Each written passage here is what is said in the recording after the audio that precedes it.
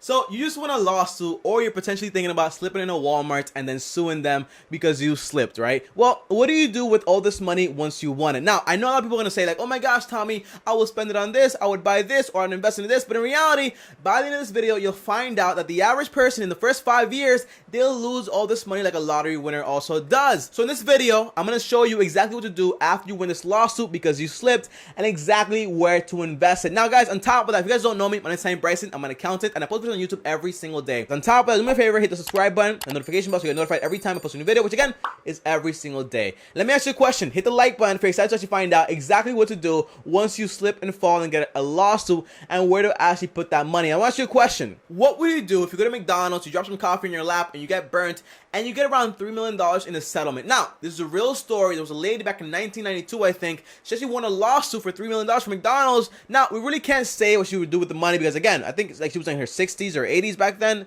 20 years later, she might not be around anymore, right? But I want to know what you would do if you won all that money. What would you do? Would you buy something? Would you sell something? Would you like invest it? And where would you put it? Comment down below before I tell you exactly where to put this money. I want to find out how many people would do the right thing, how many people would do the wrong thing. Comment down below. Let me know. Now, I do want to clarify a few things, and here they are, guys. Number one, taxes. Whenever you receive this money, you have to know if this is tax implemented or there's no tax to it. For example, if you get a personal injury or like property damage, something like that, you don't have to pay taxes on it. But if it's different, you might have to pay taxes on it. So for example, imagine you get like $50,000 or $100,000 or even $1 million, right? You get all this money, and now you're wondering, well, you know, I have all this money, I'm gonna spend all of it. Now when you spend all of it, at the end of the year, you get a tax bill from who? Uncle Sam. Now you have to pay taxes, but you don't have the money because you spent all the money. So what you do now? You either pay it or you go to jail. Which one are you gonna do? Hopefully neither, because that way you actually know exactly what to do before you get the money, and to actually know, well, taxes, no taxes, let me set that money aside for taxes, okay? Now, the second thing is this, guys. Once you get this lawsuit and all this money, well, you need some people around you. You need a team. Now, here's the thing, guys. You might have your family come to you, your mom with ideas. Like, for example, hey, Tommy, how about we start a grocery store that only sells grocery bags, and then that way people can buy from us and then go to the grocery. It doesn't make any sense. Mom, just shut up, okay? Well, here's my thing.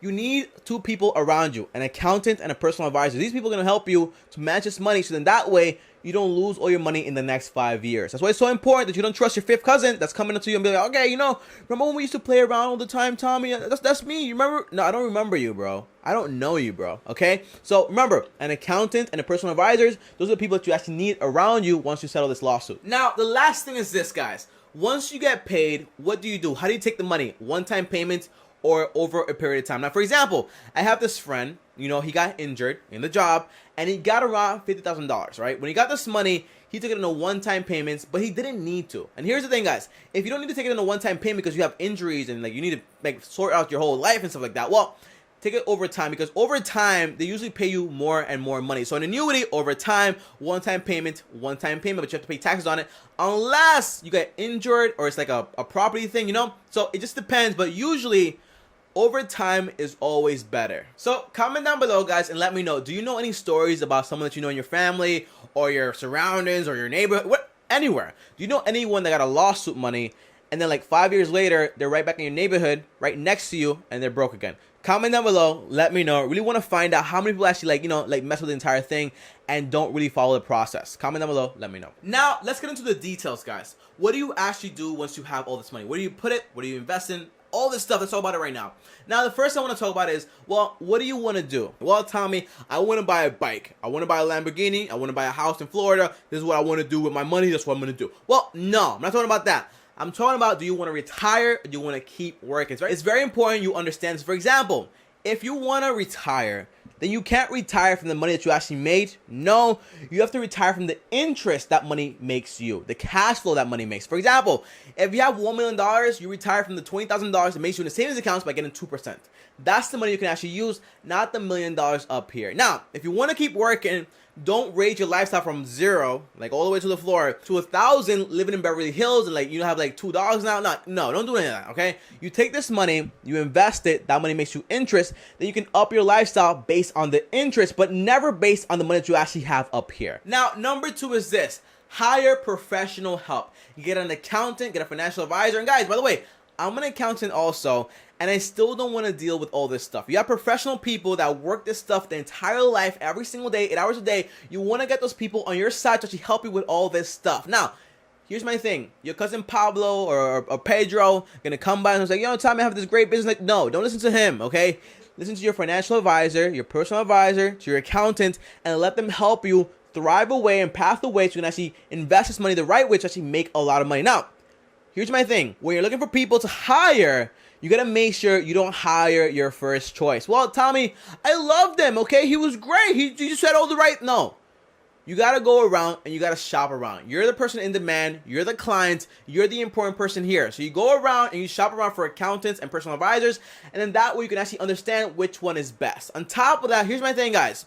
You gotta make sure this personal advisor meets your goals. For example, if you want to retire, don't have him talking to you about like, oh my gosh, if you invest in here, you're gonna get like 40% in Bitcoin. No, you don't want to hear that. You want to hear about safe investments gonna make you good money over a long period of time. That's what you want to hear about. Make sure whoever you hire has the same alignment with your goals. Now, number 3, you know what you want. You got the financial advisors, but now it's time to invest. What do? Number 1 is this. You don't take unnecessary risks. So don't start investing into Bitcoin because now you can make so much money. No, don't do that. Invest into safe investments. Number 2, diversify. Don't just go into like stocks. Do stocks, bonds, real estate, and like commercial properties, like a little bit of everything that produces cash flow. So then that way you're protected in case anything happens out there. Number 3, always spend the interest, never spend the capital. Don't spend $1 million you just got. Spend the interest that money makes you. Now, number 4 is actually solving problems. So for example, a lot of people out there, they do this first. So they just got the money, they pay off all their debts, and now they have a whole bunch of money left. They pay taxes, and then they finally pay themselves. No, do the opposite. Pay yourself first, and then you start solving the problem. So here we go, guys.